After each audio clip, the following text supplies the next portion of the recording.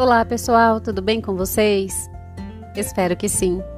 Eu sou Andresa, narradora do Lendo Entre Linhas, um canal de audiolivros que já conta com vários títulos em formato de áudio.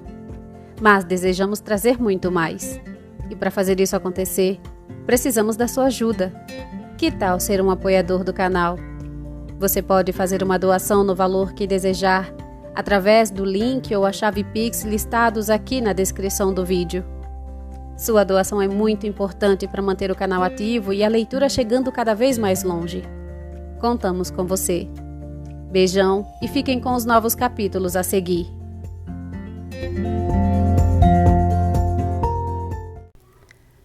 Capítulo 13.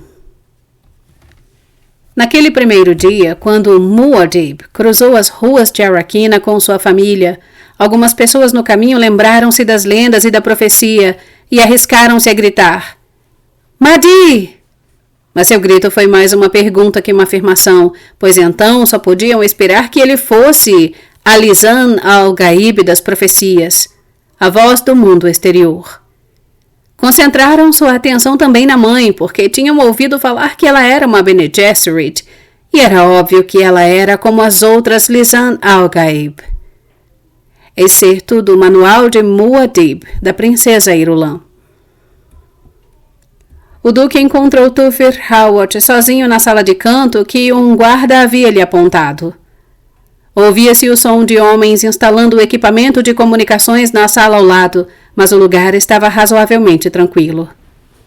O duque deu uma olhada rápida ao redor quando Hawat se levantou atrás de uma mesa atolhada de papéis. Era um recinto de paredes verdes, que exibia além da mesa 3 cadeiras suspensas, das quais o Agados Harkonnen tinha sido removido às pressas, deixando uma mancha de cor imperfeita. As cadeiras estão livres, mas são bastante seguras, disse Hawat. Onde está Paul, Sir? Eu o deixei na sala de conferências. Espero que descanse um pouco agora que não estou lá para distraí-lo. Hawat concordou com a cabeça, foi até a porta que dava para a sala contígua, fechou-a, isolando o barulho de estática e descargas elétricas. Thufir, Leto disse. Estou interessado nas reservas de especiaria dos Harkonnen e do Império. Milord. O duque mordeu os lábios. Os armazéns podem ser destruídos. Levantou uma das mãos quando Hawat fez menção de falar. Ignore o estoque do imperador. No fundo, ele adoraria ver os Harkonnen em dificuldades financeiras. E o barão poderá objetar se algo que ele não admite ter for destruído? Hawat chacoalhou a cabeça. Temos poucos homens disponíveis, Sir. Use alguns dos homens de Idaho. E talvez alguns Fremen gostem da ideia de sair um pouco do planeta. Um ataque de surpresa aqui de Primo. A distração tem suas vantagens táticas, Thufir. Como quiser, milord. Hawat se virou para sair e o duque viu indícios de nervosismo no velho. Pensou. Talvez ele ache que desconfio dele. Deve saber que tenho informações particulares sobre traidores.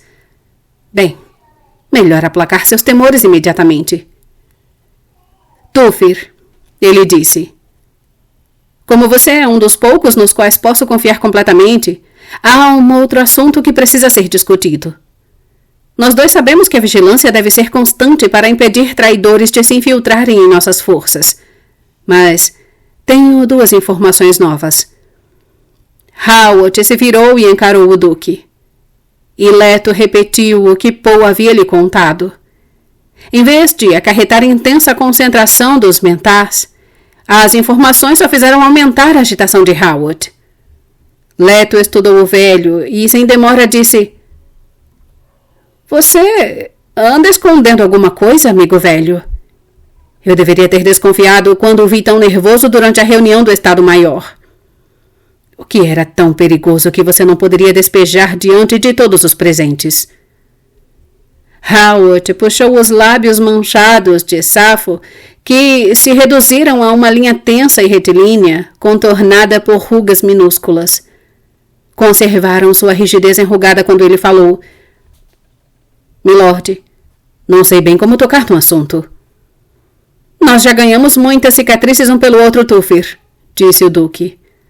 Você sabe que pode tocar em qualquer assunto comigo. Howard continuou a encará-lo pensando, é disso que gosto mais nele. Este é o homem honrado que merece toda a minha lealdade e meus serviços. Porque tenho de magoá-lo. Bem, Leto exigiu. Howard deu de ombros. É um fragmento de bilhete. Nós o tomamos de um mensageiro Harkonnen. O bilhete deveria chegar às mãos de um agente chamado Pardee. Temos bons motivos para acreditar que Pardee era o cabeça da resistência Harkonnen aqui. O bilhete é algo que pode ter grandes consequências ou consequência nenhuma. Está sujeito a várias interpretações. Qual é o conteúdo delicado deste bilhete? Fragmento de bilhete, milord. Incompleto. Estava impresso em filme mini-micro, com a usual cápsula de destruição anexa. Interrompemos a ação do ácido pouco antes de se apagar tudo, deixando apenas um fragmento. O fragmento, contudo, é extremamente sugestivo. É? Howard esfregou os lábios. Diz o seguinte. Eto nunca irá desconfiar e, quando o golpe partir de alguém que ele ama, o fato de saber quem foi já bastará para destruí-lo. O bilhete estava selado com o sinete do próprio barão que eu mesmo autentiquei. Sua suspeita é óbvia, o Duque disse e sua voz se tornou subitamente gélida. Preferiria antes cortar meus braços a magoar, milord? Howard disse. Milord, e se... Lady Jéssica. Leto disse e ele sentiu que a raiva o consumia. Você não conseguiria arrancar a verdade desse tal Pardee? Infelizmente, Pardee não estava mais entre os vivos quando interceptamos o mensageiro. Tenho certeza de que o mensageiro não sabia o que portava. Entendi. Leto chacoalhou a cabeça pensando. Que vigarice. Não deve ter fundamento. Conheço a minha mulher. Milord. Se... Não. O Duque gritou. Há aí um erro que... Não podemos ignorar, milord. Ela está comigo há 16 anos. Houve inúmeras oportunidades para... Você mesmo investigou a escola e a mulher. Howard falou com amargura. É bem sabido que algumas coisas me escapam. É impossível, estou dizendo. Os Harkonnen querem destruir a linhagem Atreides. Ou seja, Paul também. Já tentaram uma vez. E uma mulher seria capaz de conspirar contra o próprio filho? Talvez ela não esteja conspirando contra o filho. E o atentado de ontem poderia ter sido uma farsa inteligente. Não poderia ter sido uma farsa. Sir, ela não deveria saber quem foram seus pais, mas... E se soubesse? E se fosse uma órfã? Ou uma menina que ficou órfã, por exemplo, por causa de uma Atreides? Ela já teria agido tempos atrás. Envenenado minha bebida. Um estilete no meio da noite. Quem teve oportunidade melhor? Os Harkonnen querem destruí-lo, milord. A intenção deles não é simplesmente matá-lo. Há uma série de distinções sutis na Canley. Poderia ser a obra-prima das vendetas. O Duque deixou caírem os ombros. Ele fechou os olhos, parecendo velho e cansado.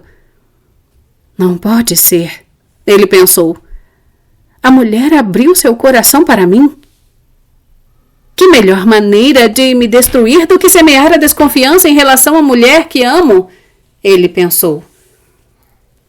Uma interpretação que já cogitei. Howard disse. Ainda assim... O Duque abriu os olhos, fitou Howard pensando... Deixe-o desconfiar. A função dele é desconfiar, não a minha. Talvez, se eu aparentar acreditar nisso, um outro homem possa ficar descuidado. O que sugere? Sussurrou o Duque. Por ora, monitoramento constante, milord. Ela deve ser vigiada o tempo todo. Providenciarei para que seja feito com discrição. Idaho seria a escolha ideal para o serviço. Talvez consigamos trazê-lo de volta em coisa de uma semana. Há um jovem em treinamento na tropa de Idaho que pode ser o substituto perfeito para enviarmos aos Fremen. Ele é um diplomata talentoso. Não coloque em risco nossa cabeça de ponte entre os Fremen. Claro que não, sir. E quanto a Paul? Talvez possamos alertar o Dr. Yue. Leto deu as costas a Howard. Deixo isso em suas mãos. Serei discreto, milord. Pelo menos posso contar com isso, Leto pensou. E disse: Vou caminhar um pouco. Se precisar de mim, estarei dentro do perímetro. O guarda pode... Milord, antes de ir, tenho um filme clipe que Vossa Alteza deveria ver. É uma análise aproximada de primeira ordem da religião Fremen. Deve estar lembrado que me pediu um relatório a respeito. O duque se deteve e falou sem se virar. Não pode esperar? Claro, milord. Mas milord perguntou o que estavam gritando.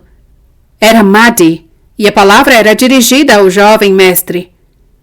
Quando eles... A Paul? Sim, milord. Eles têm uma lenda aqui, uma profecia de um líder que virá filho de uma Bene Gesserit para conduzi-los à verdadeira liberdade. Segue o conhecido padrão messiânico.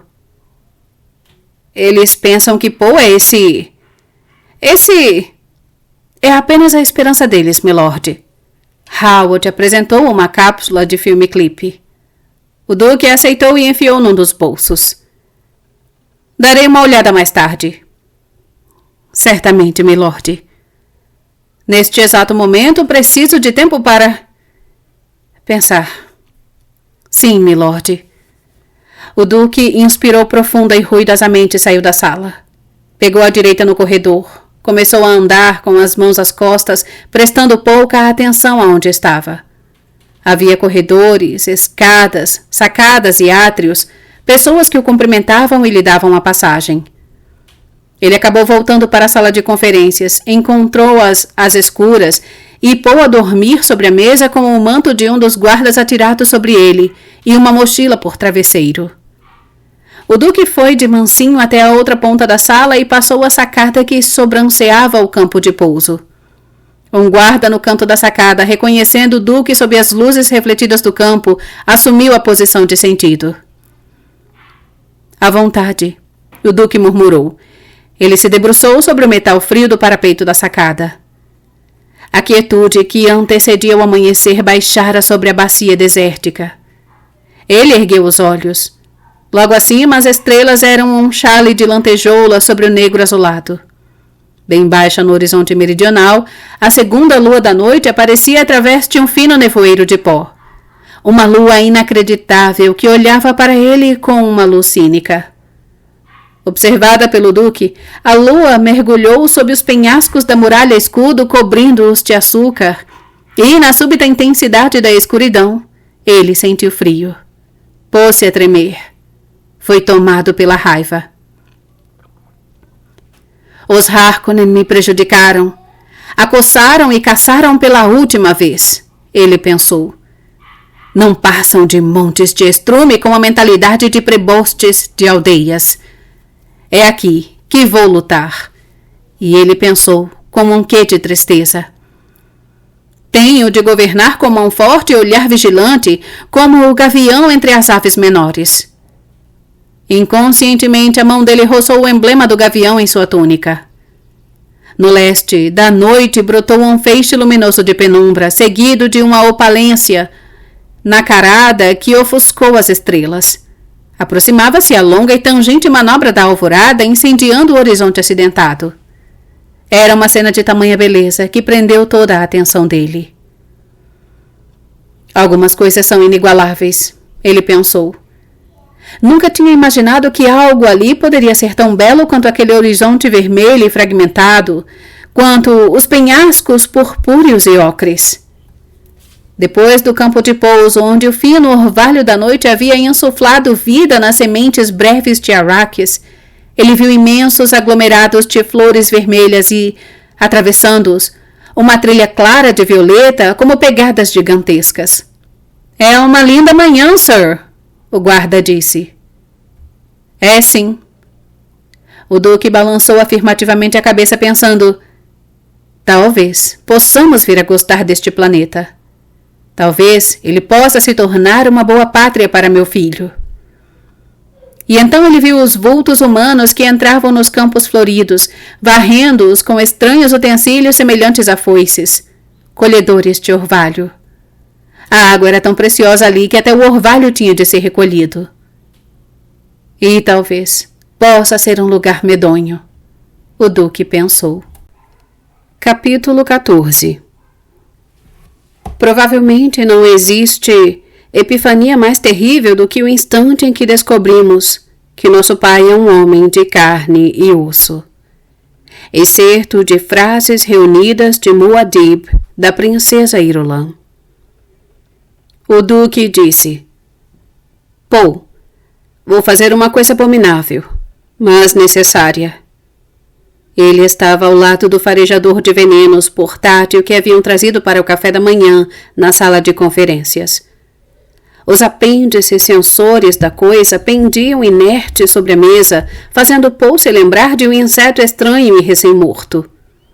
A atenção do duque se voltava para fora, para o campo de pouso e seu turbilhão de pó com o céu da manhã ao fundo. Paul tinha diante dele um leitor carregado com um filme-clipe curto sobre as práticas religiosas dos Fremen. O clipe tinha sido compilado por os especialistas de Howard e Paul ficou transtornado com as referências a si próprio.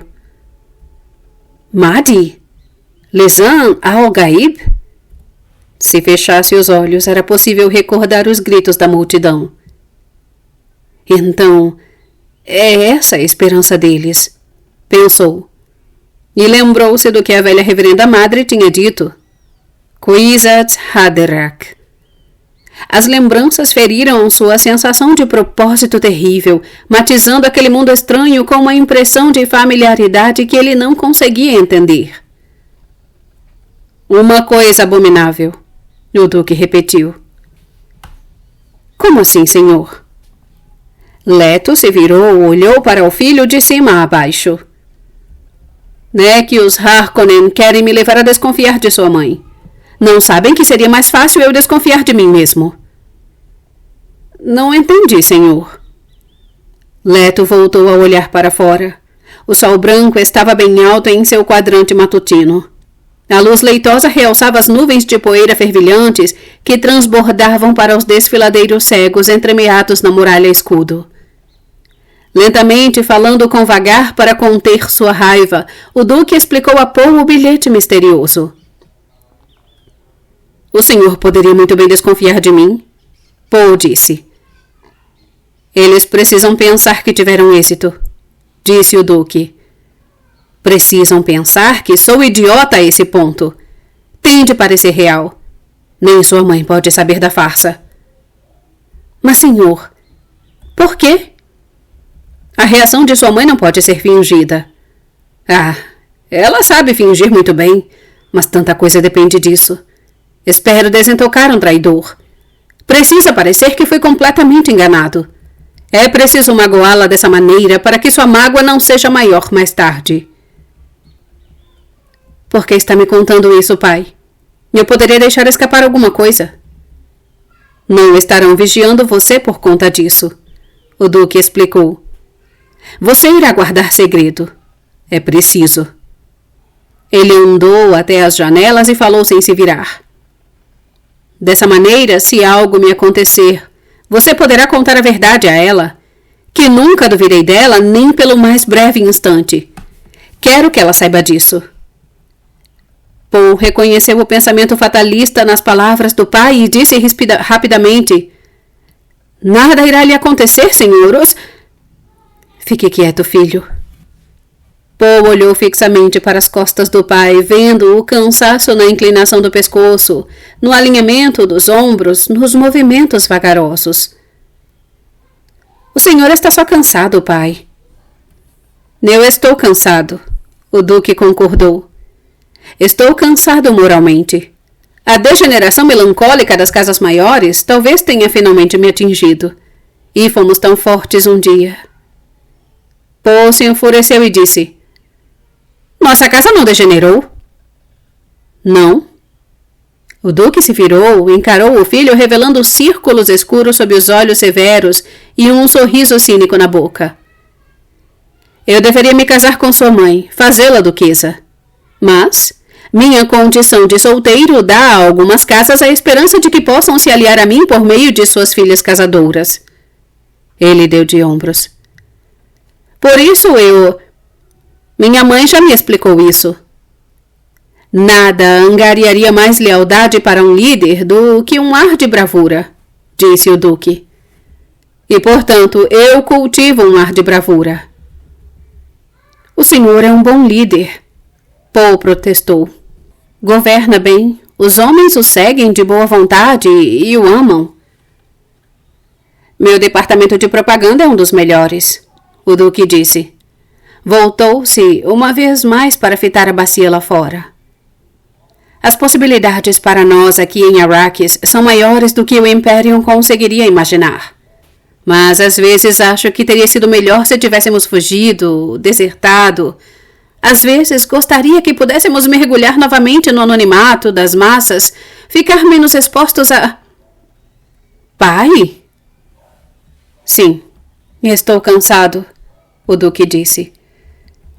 Sabia que estamos usando resíduos da especiaria como matéria-prima e já temos nossa própria fábrica de filme? Como? Não podemos ficar sem filme, disse o Duque.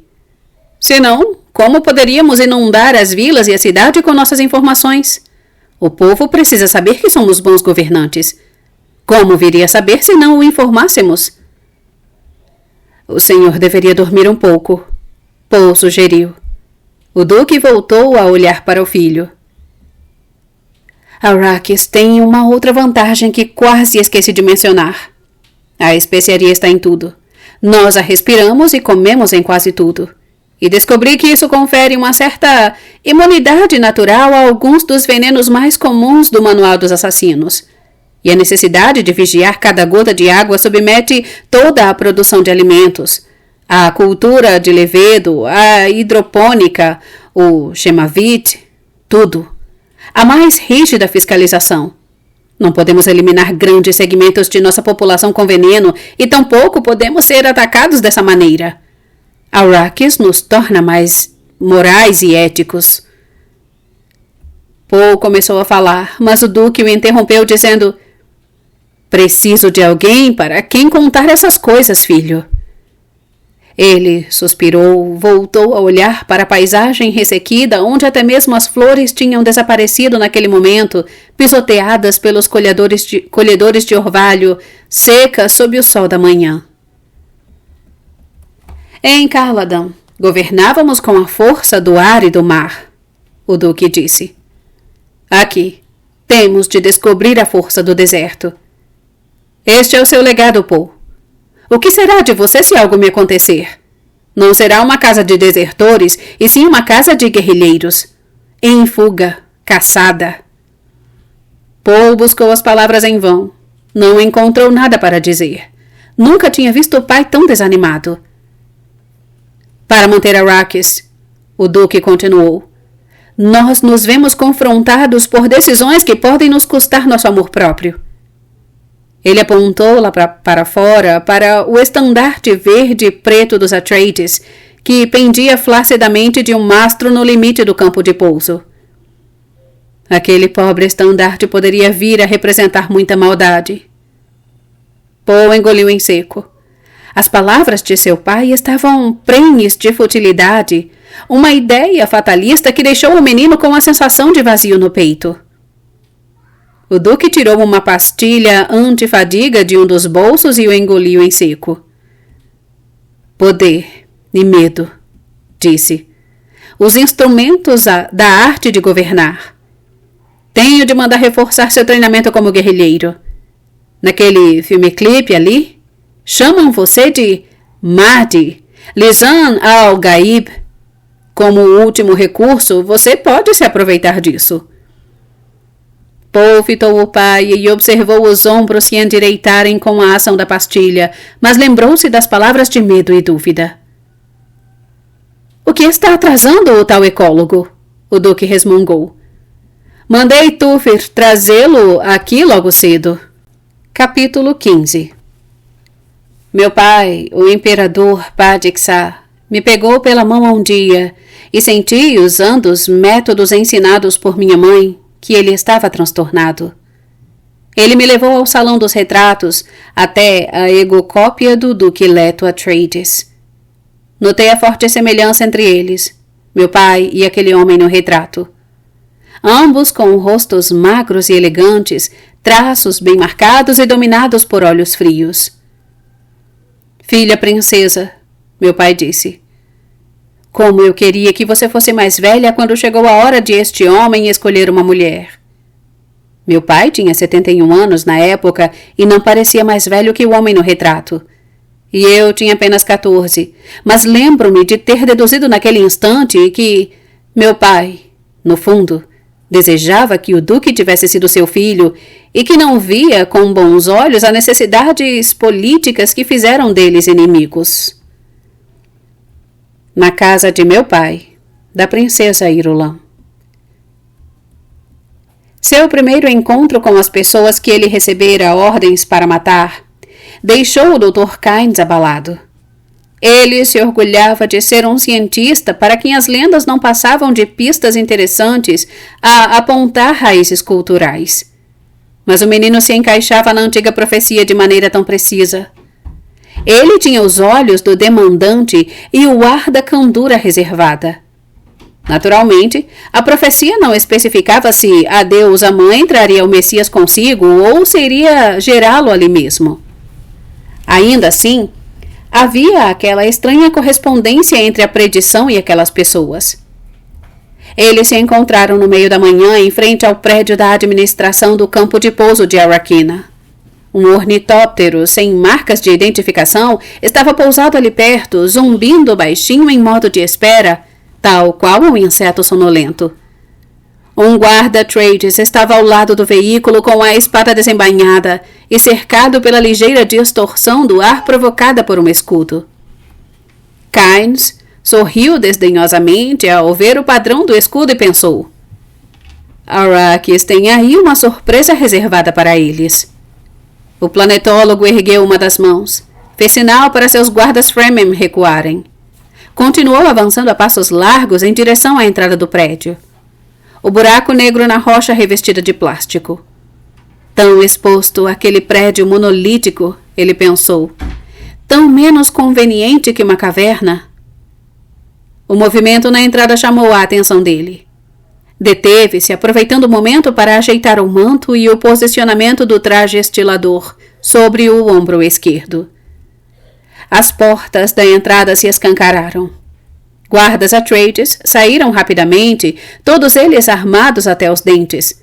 Atordoadores de carga lenta, espadas e escudos. Atrás deles vinha um homem alto, de rosto aquilino, pele e cabelos morenos. Ele vestia um manto juba, com o timbre dos Atreides no peitilho, e o usava de uma maneira que denunciava sua falta de familiaridade com a roupa. A veste aderia às pernas do traje estilador de um dos lados. Faltava à roupa um ritmo solto que acompanhasse a cadência dos passos.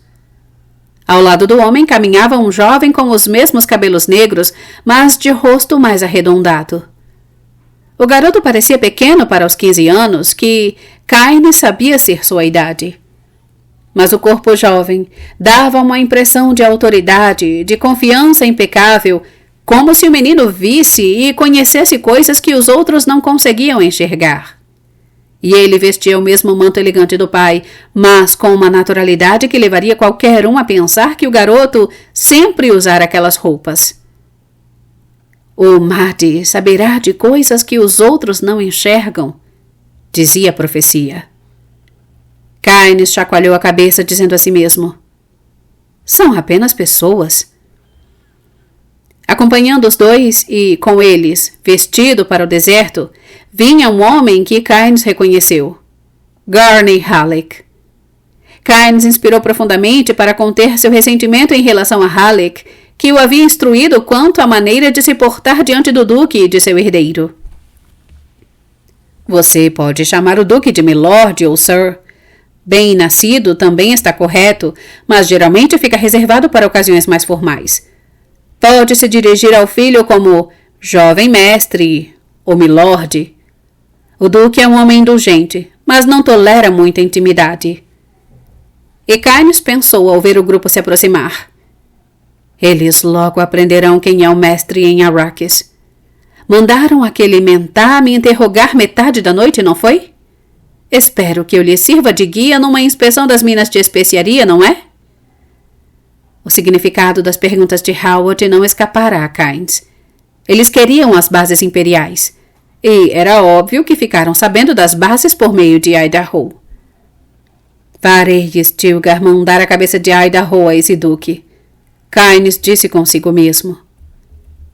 A comitiva do duque estava agora apenas a alguns passos de distância e seus pés enfiados nas botinas trituravam a areia. Kynes fez uma reverência. Milord Duque. Quando o ecólogo havia se aproximado do vulto solitário ao lado do ornitóptero, Leto o tinha estudado. Alto, magro, vestido para o deserto, com um manto folgado, traje estilador e botas de cano baixo. O capuz do homem tinha sido atirado para trás e o véu pendia de lado, revelando cabelos longos e ruivos e uma barba esparsa. Os olhos eram daquele azul sob as sobrancelhas grossas. Vestígios de manchas escuras sujavam-lhe a face ao redor dos olhos. Você é o ecólogo, disse o duque. Preferimos o título antigo por aqui, milord, Kynes disse. Planetólogo. Como quiser, o duque disse. Olhou para Paul. Filho, este é o juiz da transição, o árbitro da disputa, o homem incumbido de garantir que as formalidades sejam obedecidas em nossa pretensão ao domínio deste feudo. Olhou para Kynes. E este é o meu filho. Milord, Kynes disse. Você é Fremen? Paul perguntou. Kynes sorriu. Sou aceito tanto no Cid quanto na aldeia, jovem mestre. Mas estou a serviço de Sua Majestade. Sou o planetólogo imperial. Paul assentiu impressionado com a sensação de força que o homem transmitia. Halleck havia apontado Kynes para Paul desde uma das janelas superiores do prédio da administração. Aquele homem ali com a escolta Fremen? O que está andando na direção do ornitóptero agora? Paul tinha inspecionado Kynes brevemente com o binóculo, reparando na boca retilínea e rígida na testa alta. Halleck dissera ao pé do ouvido de Paul. Tipinho esquisito. Sua maneira de falar é precisa. Breve. Bem definida, afiada. E o duque atrás deles dissera. É um cientista. Agora, a apenas alguns passos do homem, Paul sentia a força de Kynes. O impacto daquela personalidade, como se o homem tivesse sangue real, como se tivesse nascido para comandar. Creio que temos de agradecer a você por nossos trajes estiladores e por estes mantos, disse o duque. Espero que tenham servido, milord, Kynes disse. São de confecção Fremen e foram feitos o mais próximo possível das medidas que seu homem aqui, Halleck, me deu. Fiquei preocupado com o fato de você ter dito que não poderia nos levar ao deserto a menos que usássemos estas roupas, disse o duque. Temos condições de carregar bastante água. Não é nossa intenção ficar muito tempo fora e teremos cobertura aérea. A escolta se vê lá em cima agora mesmo. É impossível que sejamos abatidos. Kynes o encarou, vendo a pele rica em água. Falou com frieza. Nunca discuta probabilidades em Arrakis. Fale apenas de possibilidades. Dirija-se ao duque como milord ou sir. Leto fez um sinal com a mão. O código que dizia Halleck para não desistir, para desistir, e falou. Nossos costumes são novidades por aqui, Garney. Precisamos fazer concessões. Como quiser, Sir. Estamos em dívidas com o Sr. Kynes, Leto disse. Estes trajes e a consideração por nosso bem-estar serão lembrados. Por impulso, Paul recordou uma citação da Bíblia e disse: o presente é a bênção do rio. As palavras soaram alto demais no ar parado. Os homens da escolta Fremen, que Kynes havia deixado na sombra do prédio da administração e que descansavam de cócoras, levantaram-se num salto e começaram a cochichar visivelmente agitados. Um deles gritou: Lisan al-Gaib! Kynes deu meia volta, fez um sinal breve cortante com uma das mãos, acenou para os guardas se afastarem. Eles recuaram resmungando entre si e em fila contornaram o prédio. Muito interessante, Leto disse. Kynes olhou duramente para o Duque e para Paul e depois disse: muitos nativos do deserto são supersticiosos. Não dê atenção a eles. Não fazem por mal. Mas ele pensou nas palavras da lenda. Eles irão vos saudar com as sagradas escrituras e vossos presentes serão uma bênção. Na avaliação que Leto tinha feito de Kynes, baseada parcialmente no breve relatório verbal de Howard, precavido e cheio de suspeitas, cristalizou-se de repente. O homem era Fremen. Kynes viera acompanhado de uma escolta Fremen que poderia significar simplesmente que os Fremen estavam colocando à prova sua liberdade recém-adquirida de entrar nas áreas urbanas, mas parecia ser uma guarda de honra. E com sua atitude, Kynes demonstrava ser um homem orgulhoso, acostumado à liberdade, e eram apenas suas próprias suspeitas que continham sua língua e seus modos. A pergunta de Paul tinha sido direta e pertinente. Kynes havia se tornado um nativo. Não acha melhor irmos, Sir? Halleck perguntou. O Duque assentiu. Pilotarei meu próprio tóptero. Kynes pode se sentar na frente comigo para mostrar o caminho. Você e Paul ficam com os bancos de trás. Um momento, por favor, Kynes disse.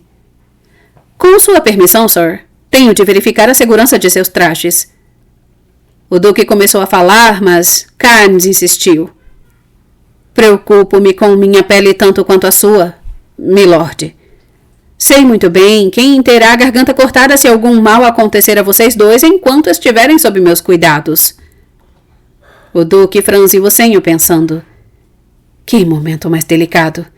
Se eu me recusar, poderia ofendê-lo, e este homem pode ter um valor incomensurável para mim. Contudo, deixá-lo entrar em meu escudo, tocar minha pessoa, quando sei tão pouco sobre ele? Os pensamentos passaram rapidamente pela cabeça dele com a decisão logo em seu encalço. Estamos em suas mãos, disse o Duque. Deu um passo à frente e abriu seu manto. Viu Halleck ficar na ponta dos pés, aprumado e alerta, mas sem sair do lugar. E se pudesse nos fazer a gentileza, disse o Duque. Eu gostaria que alguém que convive tão de perto com o traje o explicasse. Certamente, Kynes disse.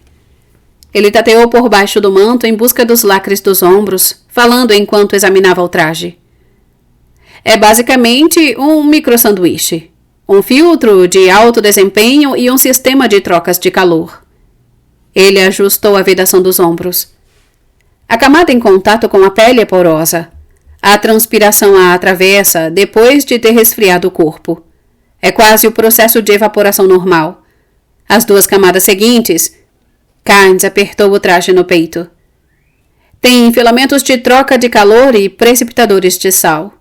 O sal é reaproveitado. O Duque ergueu os braços a um gesto de Kynes e comentou. Muito interessante. Respire fundo, Kynes disse. O Duque obedeceu. Kynes examinou os lacres das axilas, ajustou um deles. Os movimentos do corpo, principalmente a respiração, disse ele, e um pouco da ação osmótica propiciam a força de bombeamento. Ele afrouxou ligeiramente o traje no peito.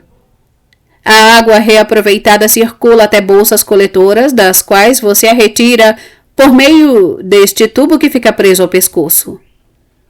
O Duque recolheu o queixo e abaixou a cabeça para ver a ponta do tubo. Eficaz e conveniente, ele disse. Boa engenharia. Kynes se ajoelhou. Examinou os lacres das pernas. A urina e as fezes são processadas nas almofadas das coxas. Ele disse e se levantou, apalpou a gola do traje, ergueu ali uma aba divisória. No alto deserto, você usa este filtro no rosto com este tubo nas narinas. Estes obturadores garantem um encaixe perfeito. Inspire pelo filtro da boca, expire pelo tubo nasal. Com um traje Framing em boas condições, você não perderá mais do que um dedal de umidade por dia, mesmo se estiver no grande Erk. Um dedal por dia, o Duque disse. Kynes apertou um dedo contra a almofada do traje sobre a testa e disse: Isto pode friccionar um pouco. Se começar a incomodar, por favor, avise-me. Posso apertá-la um pouco mais. Obrigado, disse o Duque. Ele moveu os ombros quando Kynes se afastou e percebeu que o traje realmente parecia melhor agora, mais apertado e menos incômodo. Kynes voltou-se para Paul. Agora vamos dar uma olhada em você, rapaz. É um bom homem, mas terá de aprender a se dirigir a nós da maneira correta, pensou o Duque. Paul esperou passivamente enquanto Kynes inspecionava o traje. Tinha sido uma sensação esquisita vestir a roupa escorregadia e cheia de pregas. Em sua pré-consciência, ele sabia com absoluta certeza que nunca havia usado um traje estilador antes. E, contudo, cada gesto de ajustar as linguetas aderentes sob a orientação desastrada de Garney parecera natural, instintivo. Ao apertar o peito para obter bombeamento máximo com o movimento da respiração, ele sabia exatamente o que estava fazendo e por quê.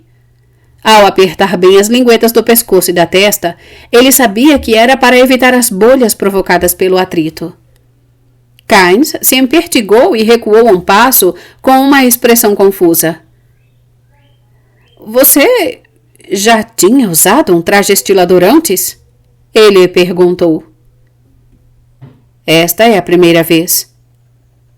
Então, alguém o ajustou para você? Não. Você deixou as botinas frouxas nos tornozelos. Quem lhe disse para fazer isso? Parecia o jeito certo.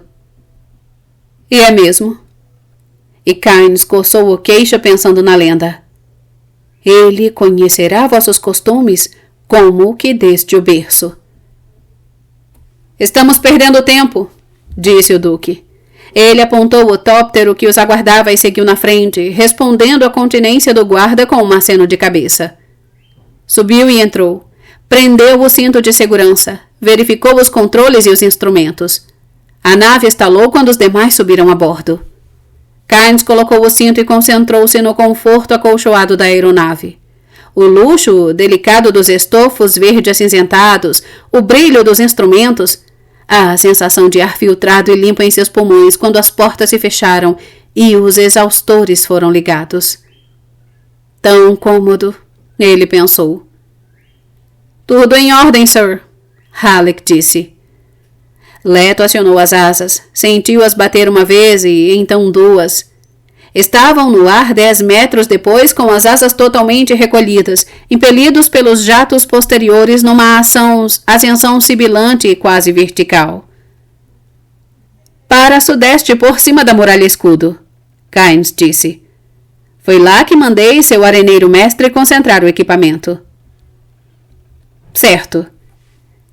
Inclinando lateralmente o tóptero, o Duque entrou em formação com sua cobertura aérea e as outras naves assumiram posições de guarda enquanto se dirigiam para sudeste. O projeto e a manufatura destes trajes estiladores indicam um grau elevado de sofisticação, o Duque comentou. Um dia desses, quem sabe eu mostre a você uma fábrica do Sith, Kynes disse. Seria interessante, o Duque disse. Vi que os trajes também são manufaturados em algumas cidades fortificadas. Cópias inferiores, Kynes disse. Todo doneiro que preza sua vida usa um traje Fremen. E ele limitará a perda de água a 1 dedal por dia? Corretamente trajado, com o gorro bem justo na testa e todos os lacres em ordem, você perderá água principalmente pela palma das mãos, Kynes disse. Você pode vestir as luvas do traje se não estiver usando as mãos para fazer algo importante, mas no alto deserto, a maioria dos Fremen passa nas mãos o sumo das folhas do arbusto de creosoto. Isso inibe a transpiração. O duque olhou para baixo e para a esquerda, para a paisagem acidentada da muralha escudo. Abismos de pedras torturadas, trechos castanhos amarelados cortados pelas linhas negras das falhas geológicas. Era como se alguém tivesse deixado o chão despencar do espaço e o abandonado ali onde caiu. Atravessaram uma bacia rasa, com o contorno nítido de areia cinzenta que se espalhava depressão adentro a partir de um desfiladeiro que se abria ao sul. Os dedos de areia deslizavam para dentro da bacia. Um delta seco delineado contra a rocha mais escura. Kynes se recostou pensando na pele rica em água que ele havia tocado sob os trajes estiladores. Eles usavam cinturões escudos sobre os mantos, atordoadores de carga lenta nas cinturas, transmissores de emergência do tamanho de moedas pendurados em cordões em volta do pescoço. Tanto o duque quanto o filho carregavam punhais embainhados junto do pulso, e as bainhas pareciam bem usadas. Aquelas pessoas pareciam a Kynes uma combinação estranha de delicadeza e força familiar. Havia nelas uma atitude totalmente diferente da dos Harkonnen. Quando fizer seu relatório ao imperador sobre a mudança de suzerania, você dirá que seguimos as regras? Leto perguntou. Ele olhou para Kynes, depois de volta ao curso que tomavam. Os Harkonnen partiram, vocês chegaram. Kynes disse. E tudo está como deveria ser? Leto perguntou. Uma tensão momentânea mostrou-se na contração de um músculo da mandíbula de Kynes. Como planetólogo e juiz da transição, sou súdito direto do Imperium, milord. O duque sorriu sinistramente. Mas nós dois conhecemos a realidade. Devo lembrá-lo que Sua Majestade apoia meu trabalho. Verdade. E qual é seu trabalho? No breve silêncio que se fez, Poe pensou. Ele está pressionando demais o tal Kynes. Poe olhou para Halleck, mas o guerreiro menestrel fitava a paisagem estéril lá fora. Kynes falou com toda formalidade. Você naturalmente se refere a meus deveres como planetólogo? Naturalmente. Em grande parte, trata-se de biologia e botânica de terras áridas, alguma pesquisa geológica, coleta e análise de amostras de solo. As possibilidades de um planeta inteiro nunca se esgotam. Você também pesquisa especiaria? Kynes se virou e Poe reparou na tensão dos maxilares do homem. Que pergunta curiosa, milord. Não se esqueça de que este agora é meu feudo. Meus métodos e os dos Harkonnen são diferentes. Não me importo se você estuda a especiaria, desde que divida comigo o que descobrir. Ele olhou para o planetólogo. Os Harkonnen desencorajavam a pesquisa da especiaria, não é? Kynes devolveu o olhar sem responder. Pode falar francamente, disse o duque, sem temer por sua vida. A corte imperial de fato está bem longe, Kynes murmurou e pensou.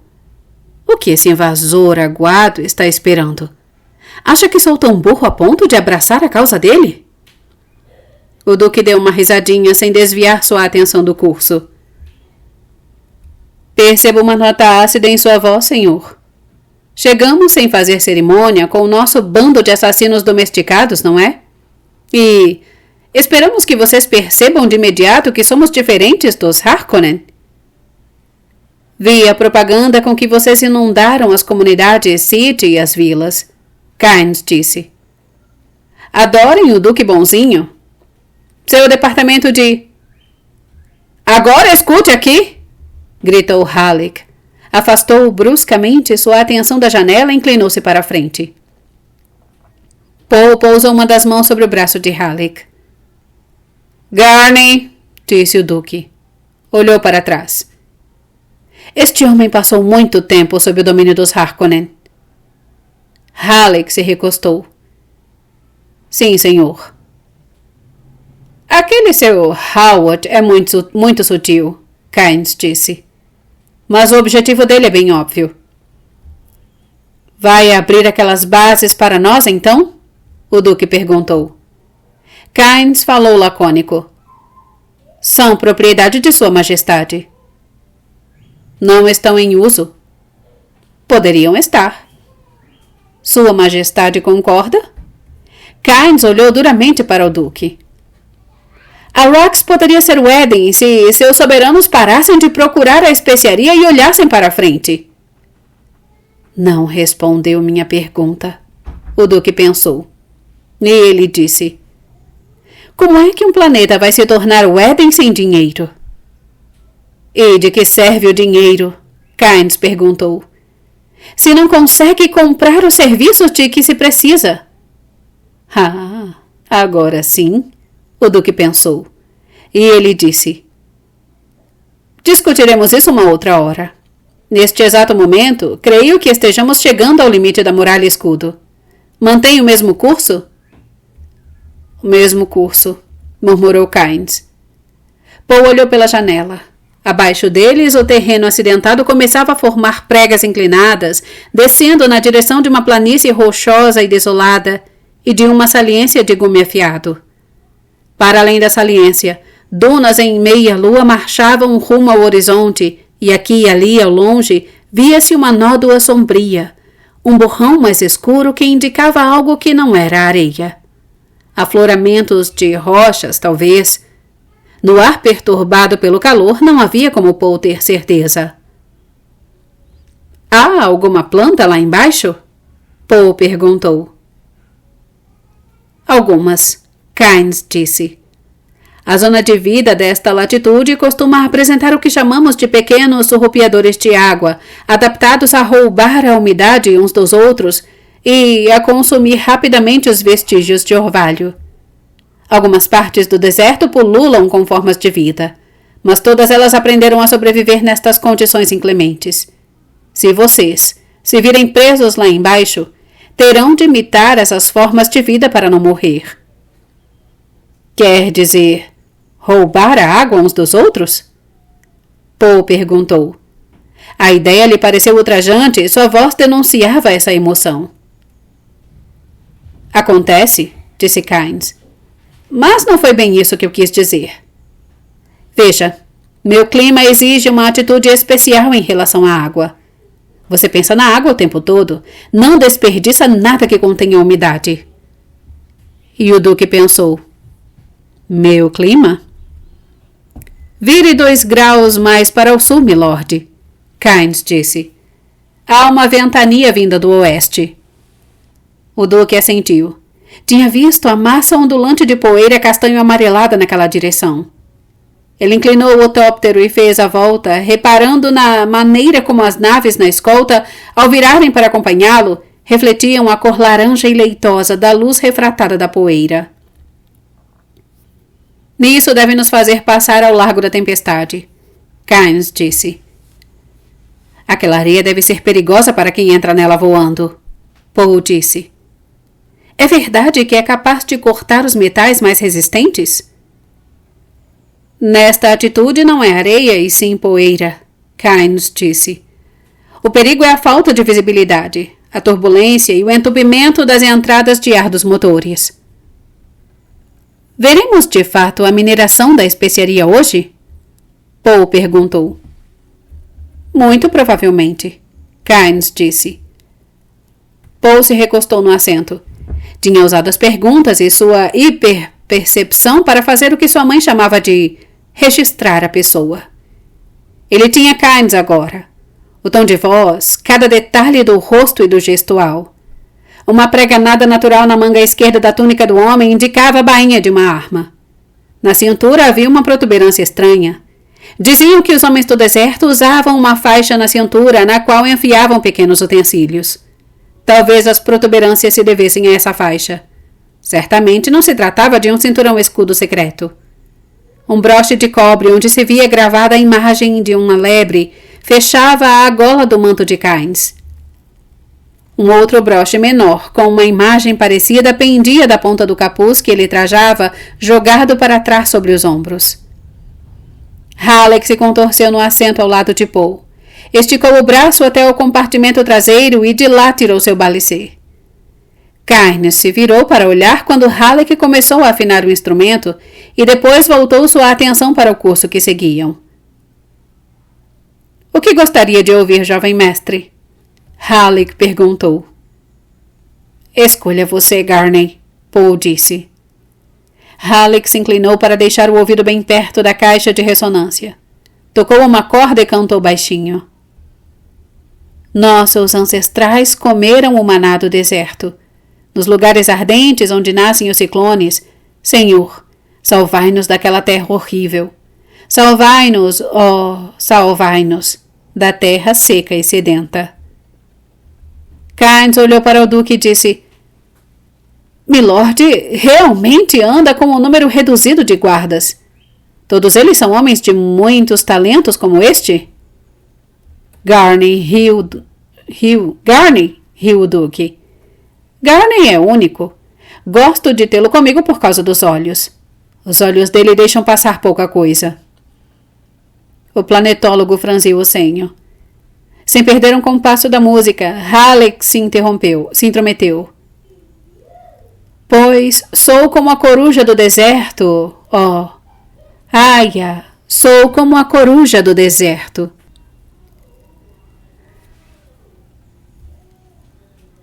O duque estendeu a mão, tirou o microfone do painel de instrumentos, ligou-o com o polegar e disse: Líder para a escolta Gema. Objeto voador às 9 horas, setor B. Identificação? É só uma ave. Kynes disse e acrescentou: Tem olhos aguçados. O alto-falante do painel chiou e então...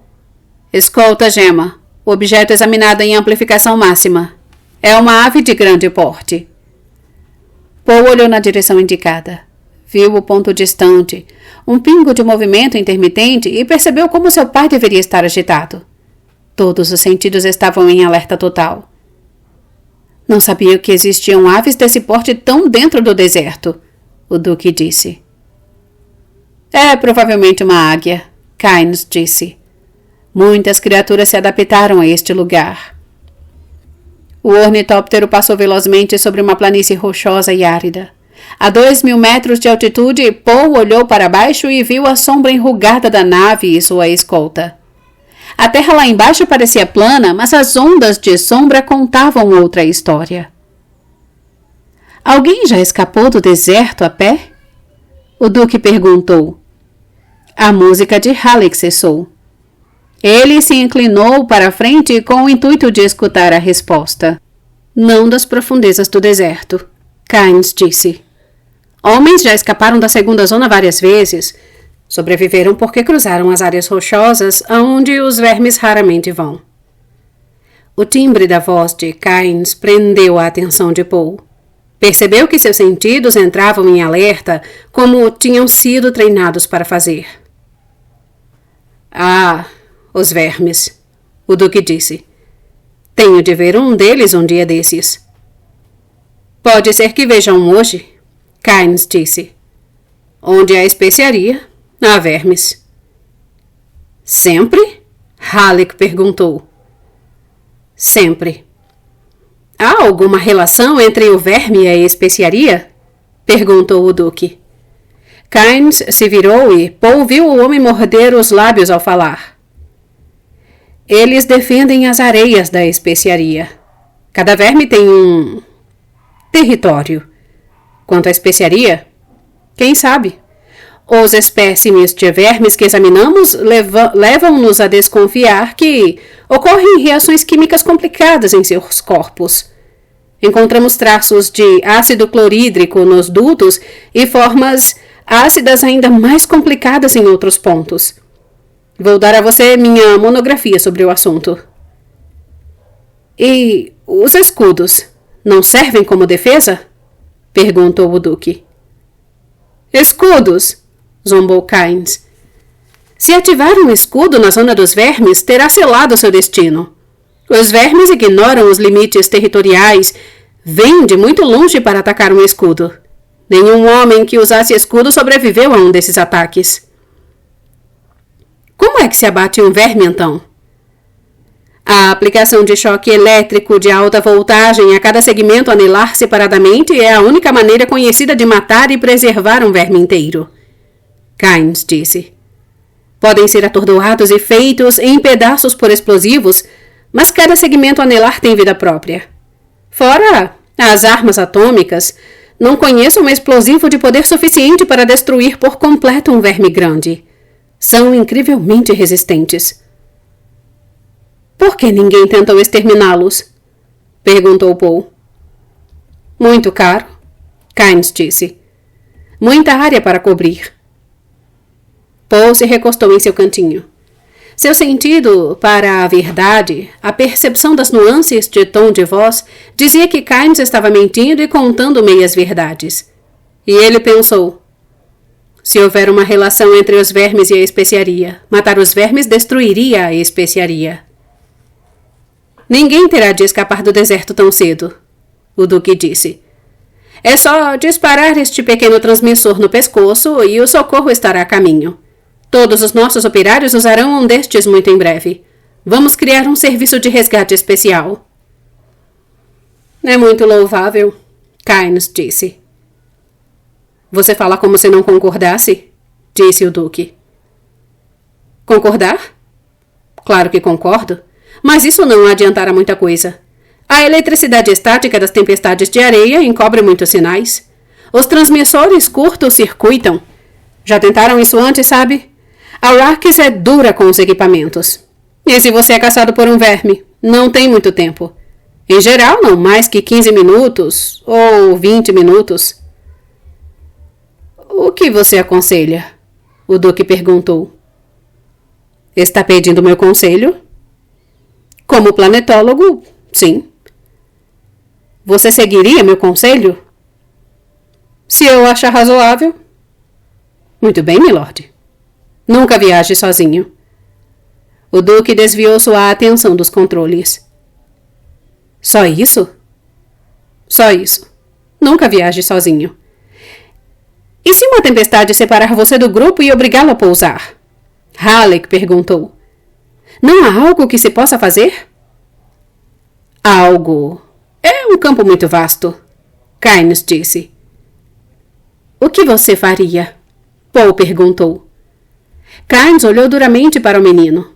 Depois voltou a dar atenção ao Duque.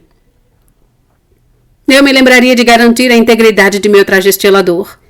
Se estivesse fora da zona dos vermes ou nas pedras, ficaria com a nave. Se estivesse no alto deserto, me afastaria da nave o mais rápido possível. 1000 metros, mais ou menos, já dariam. Depois eu me esconderia debaixo de meu manto. Um verme acabaria pegando a nave, mas talvez não me notasse. E depois? Halleck perguntou. Kynes deu de ombros. Esperaria o verme ir embora? Só isso? Poe perguntou. Depois que o verme for embora, aí tentaria sair andando, Kynes disse. É preciso pisar leve, evitar as areias de percussão, as bacias de maré-poeira, seguir na direção da zona rochosa mais próxima. Existem muitas dessas zonas. É possível sobreviver. Areias de percussão? Halleck perguntou. Uma forma de compactação da areia, Kynes disse. Basta o passo mais leve para fazê-las rufar. Os vermes sempre respondem a isso. E uma bacia de maré-poeira? O Duque perguntou.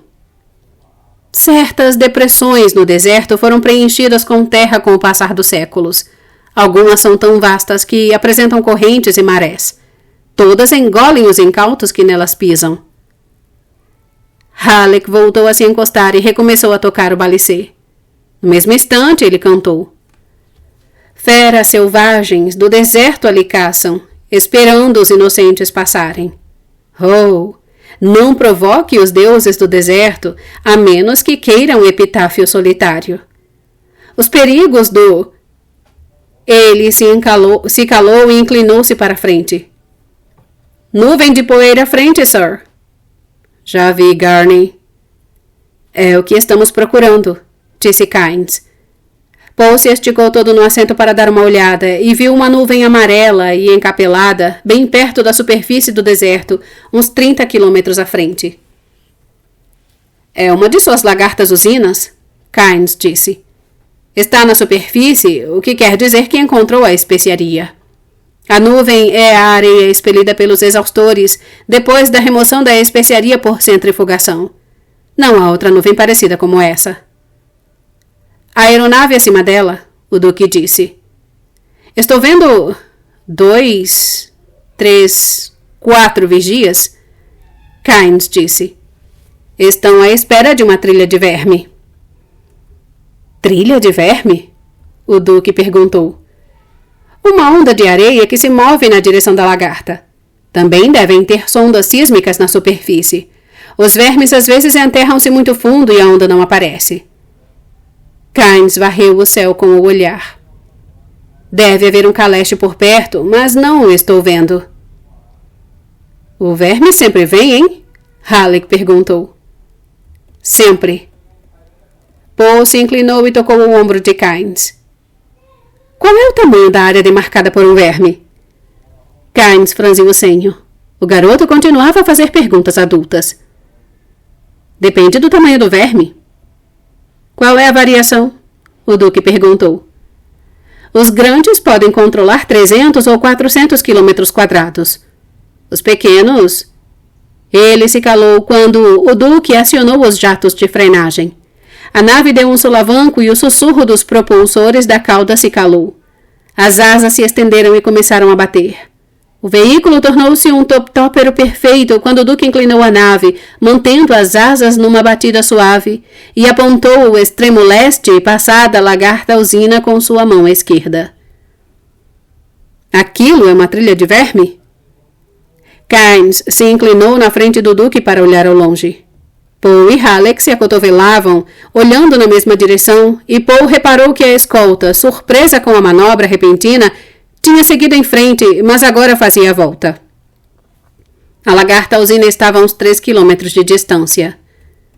No ponto indicado pelo Duque, sequências de dunas em meia-lua espalhavam ondas de sombra na direção do horizonte e atravessando-as feito uma linha de prumo que se estendia ao longe. Vinha um monte alongado em movimento, uma crista de areia. Lembrava Paul a turbulência causada por um peixe grande nadando logo abaixo da superfície. É um verme, Kynes disse. E dos grandes. Ele se recostou, agarrou o microfone do painel, digitou uma nova frequência no seletor. Olhando para o mapa quadriculado, móvel acima de suas cabeças, ele disse ao microfone: chamando lagarta em Delta Ajax 9. Alerta de trilha de verme. Lagarta em Delta Ajax 9. Alerta de trilha de verme. Responda, por favor. Ele esperou. O alto-falante do painel emitiu chiados de estática. Depois, ouviu-se uma voz. Quem chama Delta Ajax 9, câmbio? Parecem bem tranquilos, Halleck disse. Kynes falou ao microfone. Voo não registrado, uns 3 quilômetros ao norte e a leste de vocês. Trilha de verme em curso de interceptação com sua posição. Contato estimado em 25 minutos. Uma outra voz trovejou no alto-falante. Aqui é o vigia controle. Avistamento confirmado. Aguardem definição de contato. Houve uma pausa e então... Contato em 26 minutos e contando. Foi uma estimativa precisa? Quem está nesse voo não registrado? Câmbio. Halleck livrou-se do cinto de segurança e se atirou entre Kynes e o Duque. É a frequência de trabalho normal, Kynes? Sim. Por quê? Quem está ouvindo? Só as equipes de trabalho nesta área. Reduz a interferência. Mais uma vez o alto-falante crepitou e então... Aqui é Delta Ajax 9. Quem fica com a bonificação desse avistamento? Câmbio. Halleck olhou para o Duque. Kynes disse... Há uma bonificação proporcional ao carregamento de especiaria para quem der o primeiro alerta de verme. Eles querem saber. Diga-lhes quem viu primeiro, aquele verme primeiro, Halleck disse. O Duque concordou. Kynes hesitou e depois ergueu o microfone. O crédito do avistamento vai para o Duque Leto Atreides. O Duque Leto Atreides. Câmbio. A voz no alto-falante saiu monótona e parcialmente distorcida por uma explosão de estática. Entendido e obrigado. Agora, diga para dividirem a bonificação entre eles. Halleck mandou. Diga que é o desejo do Duque. Kynes expirou fundo e então... É o desejo do Duque que vocês dividam a bonificação entre os tripulantes. Entenderam? Câmbio. Entendido e obrigado. Respondeu o alto-falante. O Duque falou. Esqueci de mencionar que Garney também é muito talentoso como relações públicas. Kynes virou-se para Halleck com a confusão estampada no senho franzido. É para que os homens saibam que o Duque se preocupa com a segurança deles.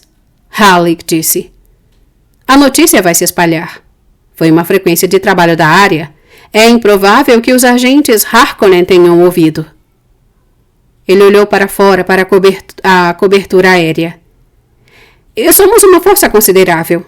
Vale a pena correr o risco.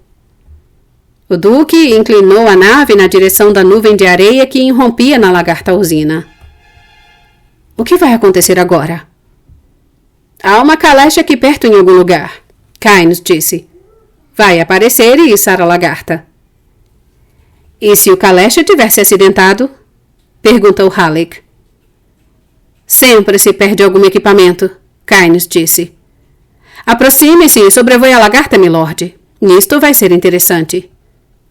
O Duque fechou a cara e ocupou-se dos controles ao entrarem numa zona de turbulência sobre a lagarta. Poe olhou para baixo, viu que a areia ainda era expelida pelo monstro de metal e plástico abaixo deles. Parecia um grande besouro azul e castanho com muitas esteiras que se estendiam em apêndices ao redor dele. Viu a boca de um gigantesco funil invertido enfiada na areia, escura em frente ao veículo. É um veio rico em especiaria pela cor, Kynes disse. Vão continuar trabalhando até o último minuto. O Duque transferiu mais força para as asas, enrijeceu-as para uma descida mais abrupta e baixou um pouco, planando em círculos acima da lagarta. Uma olhadela para a esquerda e para a direita mostrou-lhe que sua cobertura mantinha altitude e circulava acima deles.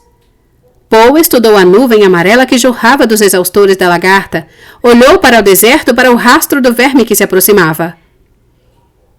Não devíamos ouvi-los chamar a caleche? Halleck perguntou. Geralmente mantém a aeronave numa frequência diferente, Kynes disse. Não deveria haver 2 caleches de prontidão para cada lagarta? O Duque perguntou.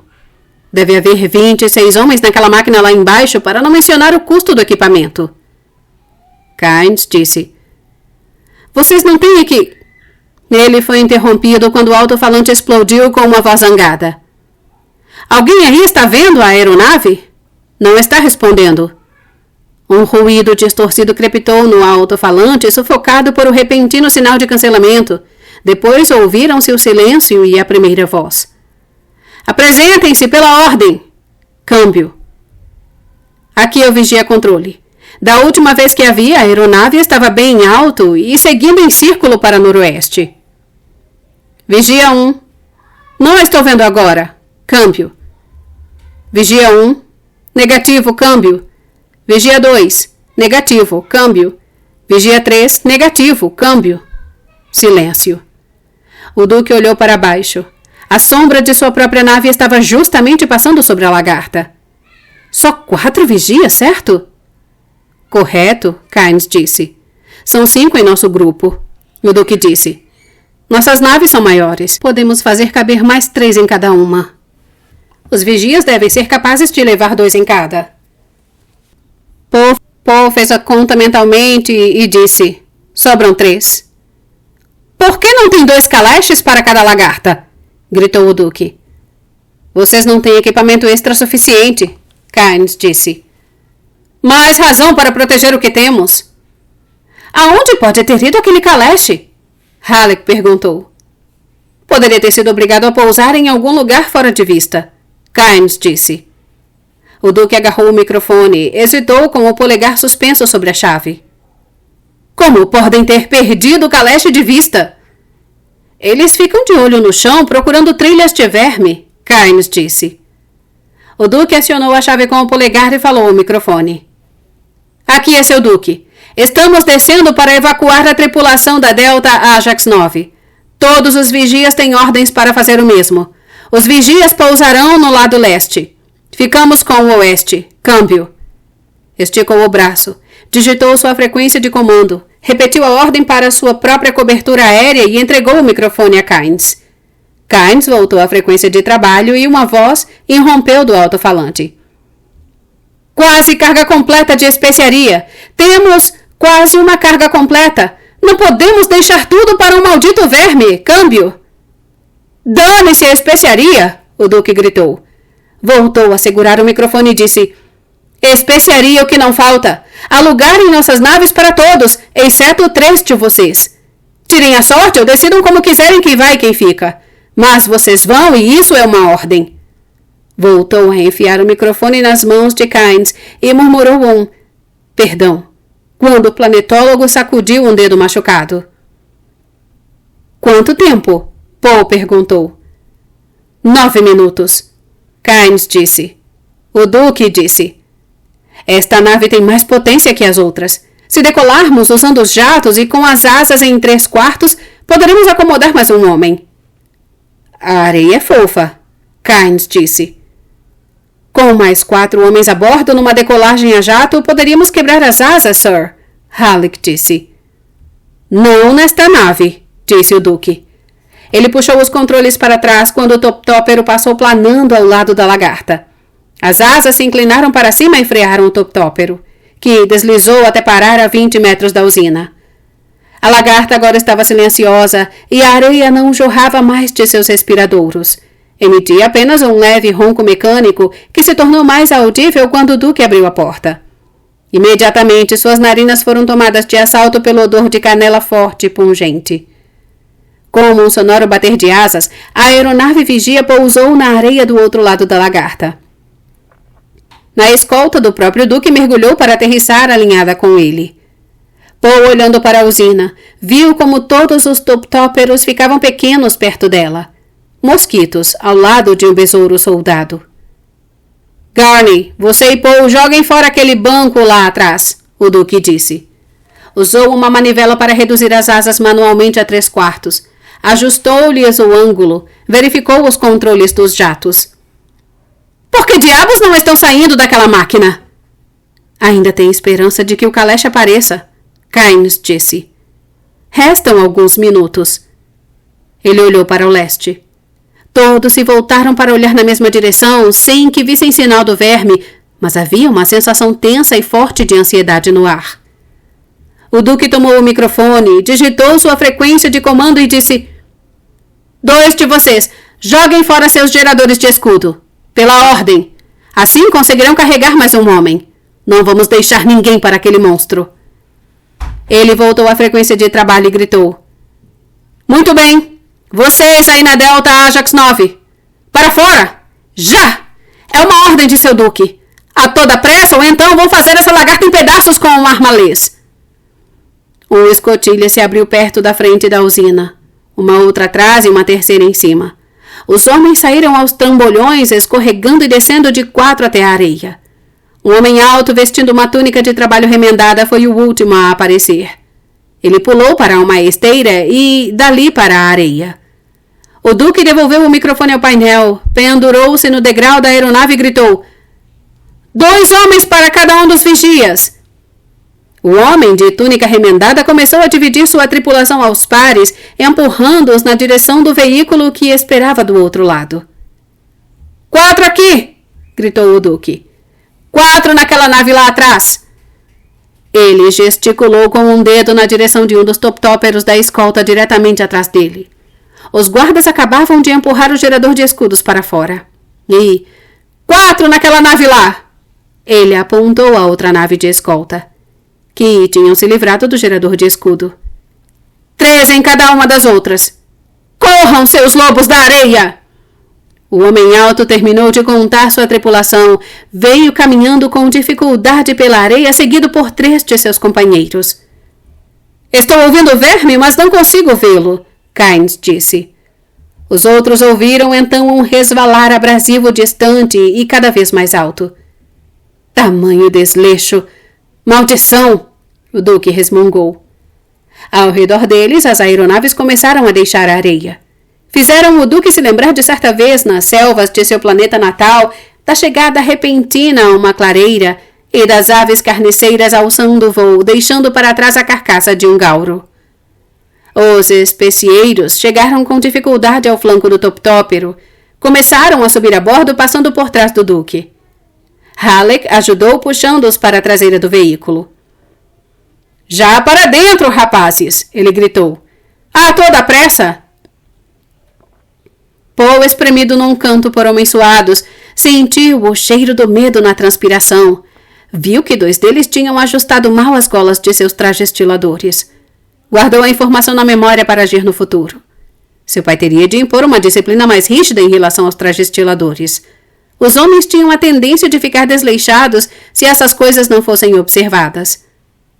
O último homem chegou ofegante à traseira do veículo e disse: O verme! Está quase em cima da gente! Decole!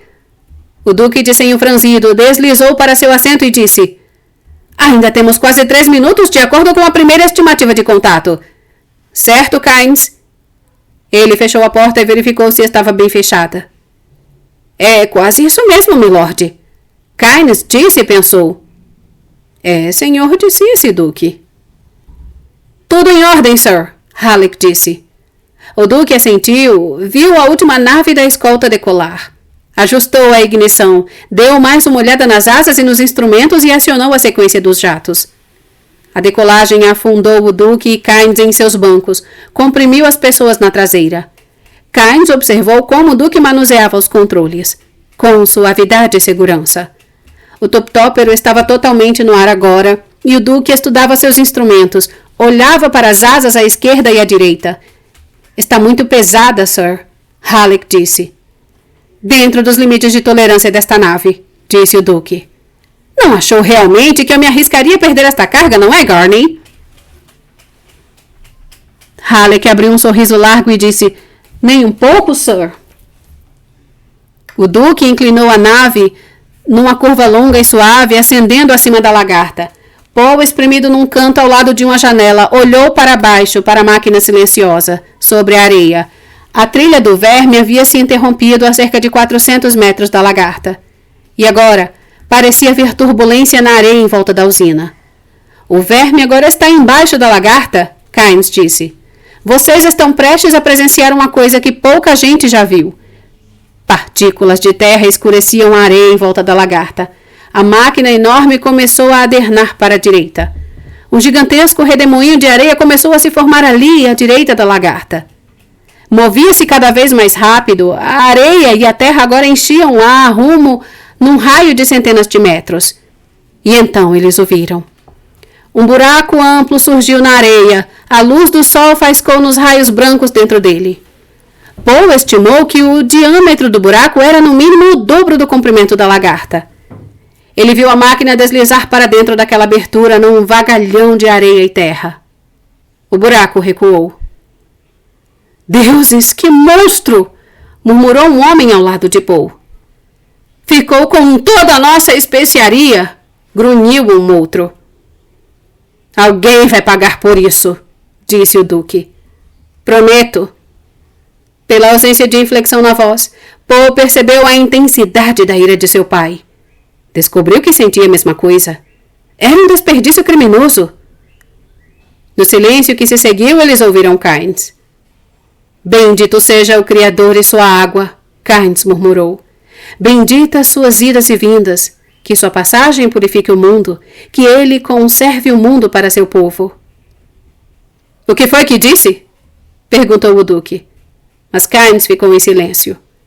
Paul olhou para os homens amontoados ao redor dele. Estavam olhando fixa e receosamente para a nuca de Kynes. Um deles sussurrou. Lit. Kynes se virou carrancudo. O homem se encolheu em seu assento envergonhado. Um outro resgatado começou a tossir, uma tosse seca e áspera. No mesmo instante, ele deixou escapar um grito sufocado. Maldito seja este inferno! O doneiro alto, que tinha sido o último a sair da lagarta, disse.